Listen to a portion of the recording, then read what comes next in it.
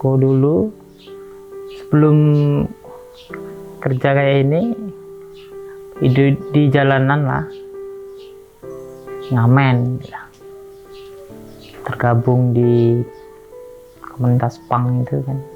Saya di penjara selama 12 tahun dan saya tidak karuan, saya menjadi seorang mantan narapidana dan saya berubah, saya seperti keluarnya dari sana dan saya ikut bekerja sebagai buruh bangunan. Saya sangat bersyukur kepada CSR Bukit Asam yang telah membantu kami anak jalanan. Kami sangat bersyukur telah membantu kami mengenalkan diri dan membuat meja keterampilan ini.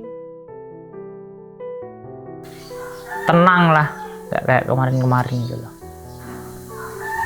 Memang sengaja atau enggak, aku nggak paham. Yang penting kami itu merasa merasa diangkat derajat gitulah. Nah, enggak di jalanan lagi sudah.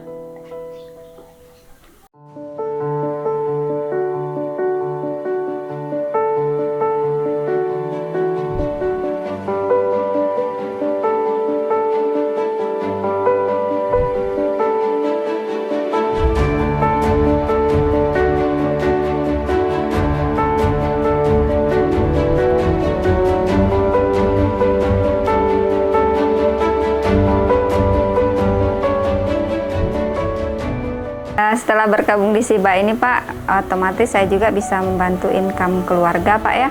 Dari yang kita per bulan 3,5 juta bisa sampai 6 jutaan, istilahnya anak juga bisa tercukupi kebutuhannya. Istilahnya mereka butuh buku, kita tidak lagi kesusahan untuk membelinya.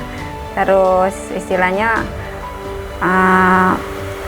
menu gizi setiap hari di rumah itu bisa berubah, istilahnya anak yang belum pernah nyoba makanan ini, ayo deh kita coba, istilahnya kan kayak gitu.